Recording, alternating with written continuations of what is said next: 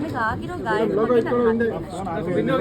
ಅದಕ್ಕೆ ಉತ್ತರ ಕೊಟ್ಟಿದ್ದು ಅವರು. ಸೊ ಹಾಗಾಗಿ ಯಾಕೆ ಅದೇನೋ ಹೇಳ್ತಾರಲ್ಲ, ಅದೇನೋ ಕಳ್ಳ ಅಂದ್ರೆ ಮೈ ಮುಟ್ಕೊಂಡು ನೋಡ್ಕೊಂಡ ಅಂತ, ಯಾಕೆ ಅವ್ರು ಯಾಕೆ ಮಾಡಿದ್ರು ಈಗ ಅವರು ಪರಿಚಿತ ಬಟ್ ಅದನ್ನ ಮತ್ತೆ ಸೋಷಿಯಲ್ ಮೀಡಿಯಾದಲ್ಲಿ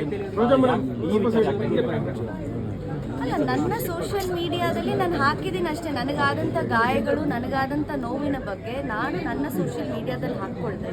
ಈಗ ನಾನು ಹೊರಗಡೆ ಬಂದು ಅದನ್ನು ಪ್ರಚಾರ ತಗೊಳ್ಳೋಂಥ ಅವಶ್ಯಕತೆ ನನಗಿಲ್ಲ.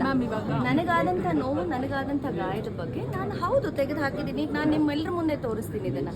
ಈಗ ನನಗಾಗಿರೋವಂಥದ್ದು, ಯಾಕಂದರೆ ನಾನು ಒಬ್ಬ ಕಲಾವಿದೆ ಆಗಿರೋದ್ರಿಂದ ಈಗ ನನ್ನ ಕಾಲ್ಗಳಲ್ಲೇ ಆಗ್ಬೋದು, ಈಗ ನಾನು ಅದನ್ನು ತೋರಿಸ್ಲೇಬೇಕಾಗುತ್ತೆ.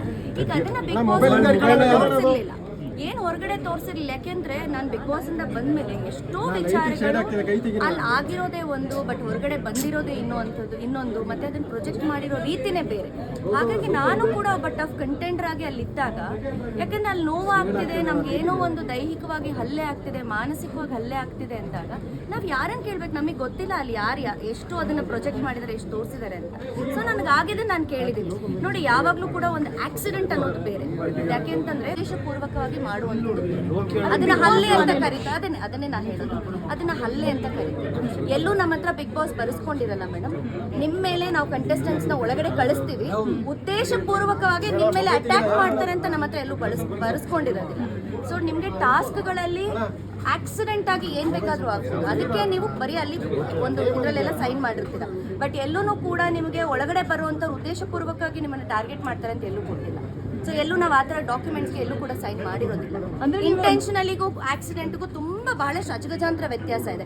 ಈಗ ನಾವು ರೋಡಲ್ಲಿ ಹೋಗ್ಬೇಕಾದ್ರೆ ನಾವು ಒಬ್ಬರ ಮೇಲೆ ಬೇಕು ಅಂತ ಹೇಳಿ ಅಟ್ಯಾಕ್ ಮಾಡೋದನ್ನ ಏನಂತ ಹೇಳ್ತಾರೆ ಮೇಡಮ್? ಅಲ್ಲ, ಇಂಟೆನ್ಷನಲಿ ಆಗಿದೆ ಅಂತ ಮೇಡಮ್, ನಾನು ಅದನ್ನೇ ಹೇಳ್ತಾ ಇರೋದು. ಈಗ ಆಟದ ಬರದಲ್ಲಿ ನಾವು ಎಷ್ಟೋ ವಿಚಾರಗಳನ್ನ ಮಾಡ್ತೀವಿ ಮೇಡಮ್, ಆಟದಲ್ಲಿ ಗೊತ್ತಿಲ್ಲದೆ ಆಗುವಂಥದ್ದು. ಬಟ್ ಗೊತ್ತಿದ್ದು ಬೇಕು ಅಂತ ಮಾಡೋದನ್ನ ನೀವ್ ಏನಂತ ಉತ್ತರ ಕೊಡ್ತೀರಾ ಅದಕ್ಕೆ ಕೊಡಿ.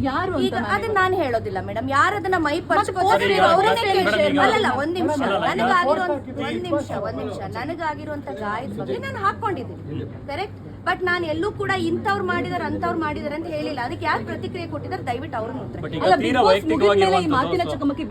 ಹೇಳಲೇಬೇಕಲ್ವಾ ಮೇಡಮ್? ಯಾಕೆಂದ್ರೆ ನಾನು ಹೊರಗಡೆ ಬಂದ್ಮೇಲೆ ಅಲ್ವಾ ನಾನು ಕೆಲವು ವಿಡಿಯೋಸ್ ನ ನೋಡ್ತಾ ಇರೋಂಥದ್ದು. ನಾನು ಯಾಕೆ ಇದಕ್ಕೆ ಪ್ರತಿಕ್ರಿಯೆ ಕೊಟ್ಟಿದ್ದೀನಿ ಅಂದ್ರೆ, ನಾನು ಬಿಗ್ ಬಾಸ್ ಇಂದ ಹೊರಗಡೆ ಬಂದ್ಮೇಲೆ ನಾನು ಕೆಲವು ವಿಡಿಯೋಸ್ನ ನೋಡ್ತೀನಿ.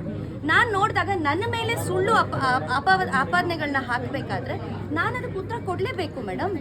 ಈಗ ನಾನು ಬಿಗ್ ಬಾಸ್ ಇಂದ ಹೊರಗಡೆ ಬಂದ್ಮೇಲೆ ನಾನು ಯಾರ ಮೇಲೂ ಆರೋಪ ಹೊರಿಸ್ಲಿಲ್ಲ. ನಾನು ಈ ಹಿಂದೆ ಬಂದು ನಾನು ಕೆಲವು ವಿಡಿಯೋಸ್ನ ನೋಡಿದಾಗ ಯಾಕೆ ನನ್ನ ಹೆಸರನ್ನ ಕೆಲವ್ರು ತಗೊಂಡಿದ್ದಾರೆ ಅನ್ನೋ ನನಗೆ ಆಸೆ ಆಯಿತು. ಬಿಕಾಸ್ ಅದು ಕೂಡ ಅವ್ರು ಈಗ ನನ್ನನ್ನು ಪ್ರಶ್ನೆ ಮಾಡಿದಾಗೆ ಆಟದ ಬರದಲ್ಲಿ ಆಗಿದೆ ಅನ್ನೋದೇ ಆದರೆ ಕೆಲವು ವ್ಯಕ್ತಿಗಳು ಹೊರಗಡೆ ಬಂದು ಯಾಕೆ ನನ್ನ ಹೆಸರನ್ನ ತಗೊಳ್ತಾ ಇದ್ದಾರೆ, ಅದು ನನಗೆ ಆಸೆ ಆಯಿತು. ಸೊ ಅದೆಲ್ಲೋ ಒಂದು ಕಡೆ ನನಗೆ ಮನೆ ಒಳಗಡೆನೂ ಪರ್ಸನಲ್ ಟಾರ್ಗೆಟ್ ಅಂತ ಅನ್ನಿಸ್ತು, ಮನೆ ಹೊರಗಡೆನೂ ಕೂಡ ಬಂದು ನನ್ನ ಮೇಲೆ ಅಪಪ್ರಚಾರ ಮಾಡ್ತಿದ್ದಾರೆ ಅಂತ ನನಗೆ ಜಾನ್ವಿ ಅವರು ಕೂಡ ರಿಯಾಕ್ಟ್ ಮಾಡಿದ್ರು, ಅವರು ಕೂಡ ಕಮೆಂಟ್ ಮಾಡಿದ್ರು. ಸೊ ಮನೆ ಒಳಗೆ ಕೂಡ ಸಪೋರ್ಟಿವ್ ಆಗಿದ್ರು, ಹೊರಗಡೆ ಬಂದ ಮೇಲೆ ಕೂಡ ನಿಮ್ಮ ಪರವಾಗಿ ಕಮೆಂಟ್ ಮಾಡಿದ್ದಾರೆ. ಸೊ ಚೈತ್ರ ಅವರು ಅದಕ್ಕೆ ಮತ್ತೆ ರಿಯಾಕ್ಟ್ ಮಾಡಿದ್ರು. ಸೊ ಇದ್ರ ಬಗ್ಗೆ ಮೇಡಮ್, ಅವ್ರ ರಿಯಾಕ್ಷನ್ ಬಗ್ಗೆ ನಾನು ಏನೂ ಮಾತಾಡಲ್ಲ. ಯಾಕೆಂತಂದ್ರೆ ಅವ್ರು ಏನಕ್ಕೆ ರಿಯಾಕ್ಟ್ ಮಾಡಿದ್ದಾರೆ, ಯಾಕೆ ರಿಯಾಕ್ಟ್ ಮಾಡಿದ್ದಾರೆ ಅನ್ನೋದು ನನಗೆ ಗೊತ್ತಿಲ್ಲ. ನನ್ನ ಪೋಸ್ಟ್ ನನಗೆ ಈ ರೀತಿ ಗಾಯ ಆಗಿರೋದನ್ನಷ್ಟೇ ನಾನು ಹಾಕೊಂಡಿರೋದು. ಎಲ್ಲೂ ಕೂಡ ನಾನು ಯಾರ ಹೆಸರನ್ನು ಕೂಡ ಹಾಕೊಂಡಿಲ್ಲ. ಸೊ ಇದಕ್ಕೆ ಉತ್ತರವನ್ನ ಅವ್ರು ಯಾಕೆ ಕೊಡ್ಬೇಕು? ಇಷ್ಟೇ ಸಿಂಪಲ್ ಆಸ್ ದಟ್. ನನಗಾಗಿರುವಂತ ನೋವನ್ನ, ನನಗಾಗಿರುವಂತ ಗಾಯಗಳನ್ನ ನಾನು ಫೋಟೋ ತೆಗೆದು ಹಾಕೊಂಡಿದ್ದೀನಿ ನನ್ನ ಸೋಷಿಯಲ್ ಮೀಡಿಯಾದಲ್ಲಿ. ಬಟ್ ಎಲ್ಲಾದ್ರೂ ನಾನು ಯಾರ್ದಾರು ಹೆಸರುಗಳನ್ನ ಹಾಕೊಂಡಿದ್ದೀನ? ಯಾರ್ದು ಹೆಸರು ಹಾಕಿಲ್ಲ. ಹಾಗಾಗಿ ಅವ್ರವ್ರಿಗೆ ಯಾರ್ಯಾರಿಗೆ ಏನೇನ್ ಬೇಕೋ ಆ ರೀತಿ ಅವರೇ ಬಿಂಬಿಸ್ಕೊಂಡು ಅವರೇ ಅದಕ್ಕೆ ಉತ್ತರ ಕೊಡ್ತಾ ಇದ್ದಾರೆ. ನೀವು ಅವರನ್ನೇ ಕೇಳಬೇಕು. ನನಗೆ ಗೊತ್ತಿಲ್ಲ ಯಾಕೆ ಅವ್ರು ಆ ರೀತಿ ಹೇಳ್ತಿದ್ದಾರೆ ಅಂತ. ಚೆಕ್ ಬೌನ್ಸ್ ಆಗಲಿ, ಗಂಡಂದ್ರ ವಿಚಾರ ಆಗಲಿ, ಈ ಥರದ್ದೆಲ್ಲ ಬರೋದು ಅದು ನನಗೆ ಗೊತ್ತಿಲ್ಲ ಸರ್. ಈಗ ಅದು ಯಾರು ಹಾಕೊಂಡಿದ್ದಾರೆ? ಯಾರು? ಚೈತ್ರ ಕುಂದಪ್ಪ ಅವ್ರು. ನೀವು ಅವ್ರನ್ನೇ ಕೇಳಬೇಕಲ್ಲ ಸರ್, ನನಗೆ ಗೊತ್ತಿಲ್ಲ. ಯಾಕೆಂತಂದ್ರೆ ಅಂತ ಸಂಸ್ಕಾರ, ಅಂತ ಒಂದು ಒಳ್ಳೆ ಮಾತುಗಳನ್ನ ಅವ್ರು ಮಾತಾಡ್ತಾರೆ. ಬಹುಶಃ ಅವ್ರು ಸೋಷಿಯಲ್ ಮೀಡಿಯಾದಲ್ಲಿ ಈಗ ನನ್ನ ಗಾಸಿ ಬಗ್ಗೆ ನಾನು ಹಾಕೊಂಡಿದ್ದೀನಿ. ಈಗ ನೀವು ಕೇಳಿದೇನೋ 3 ಗಂಟೆದಿರೋ ಚೆಕ್ ಬೌನ್ಸ್ ಅಂತ, ಬಹುಶಃ ಅವ್ರು ಮಾಡಿರೋದು ನಾವು ಹಾಕೊಂಡಿದ್ದಾರೆ ಅಂತ ಅನ್ಸುತ್ತೆ, ನನಗೆ ಗೊತ್ತಿಲ್ಲ.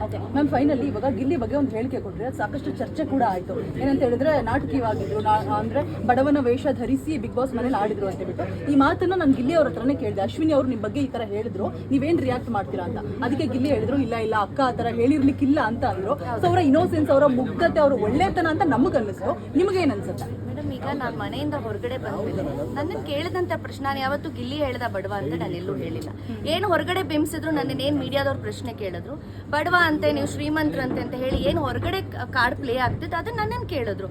ಆಗ ನಾನು ಉತ್ತರ, ಅದಕ್ಕೆ ನಾನು ಏನು ಉತ್ತರ ಕೊಟ್ಟಿದ್ದೀನಿ? ನಾನು ಎಲ್ಲಾದ್ರೂ ಹೇಳಿದ್ದೀನಿ ಅದನ್ನ ಗಿಲ್ಲಿ ಹೇಳಿದಾನೆ ಅಂತ ನಾನು ಎಲ್ಲಾದ್ರೂ ಹೇಳಿದ್ದೀನಿ? ಹೊರಗಡೆ ಏನು ಪ್ರಚಾರ ಆಗ್ತಿತ್ತು ನನ್ನನ್ನು ಮಾಧ್ಯಮದವ್ರು ಪ್ರಶ್ನೆ ಮಾಡಿದಾಗ ಅದನ್ನು ನಾನು ಹೇಳಿದ್ದೀನಿ. ಯಾವತ್ತೂ ಕೂಡ ನಾನು ಗಿಲ್ಲಿ ಬಡವ ಅಂತ ಹೇಳಿ ನಾನೆಲ್ಲೂ ಹೇಳ್ಕೊಂಡಿಲ್ಲ, ಇಲ್ಲ ಗಿಲ್ಲಿ ಬಡವ ಅಂತ ಹೇಳಿದಾನೆ ಅಂತ ನಾನೆಲ್ಲೂ ಕೂಡ ಹೇಳಿಲ್ಲ.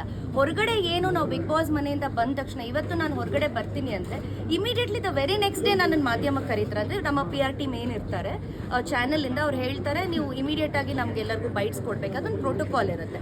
ಸೊ ಪ್ರೋಟೋಕಾಲ್ ಪ್ರಕಾರ ನಾನು ಹೋದಾಗ ಹೊರಗಡೆ ಎಲ್ಲ ಈ ರೀತಿ ಎಲ್ಲ ಆಗಿತ್ತು ಅಂತ ಹೇಳಿದಾಗ ಹೌದಾ ಈ ರೀತಿ ಎಲ್ಲ ಬಿಂಬಿಸಿದಾರ ಅಂತ ಹೇಳಿ ಅವ್ರ ಪ್ರಶ್ನೆಗೆ ನಾನು ಅವರ ಒಂದು ಇದಕ್ಕೆ ನಾನು ಉತ್ತರ ಕೊಡ್ತೀನಿ. ಎಲ್ಲೂ ಗಿಲ್ಲಿ ಹೇಳಿದ್ದಾರೆ ಅಂತ ನಾನು ಎಲ್ಲೂ ಹೇಳೇ ಇಲ್ವಲ್ಲ. ಸೊ ಏನು ಹೊರಗಡೆ ಬಿಂಬಿಸ್ತಾ ಇದ್ರು ಅದಕ್ಕೆ ನಾನು ಉತ್ತರ ಕೊಟ್ಟಿದ್ದೀನಿ ಅಷ್ಟೇ. Thank you.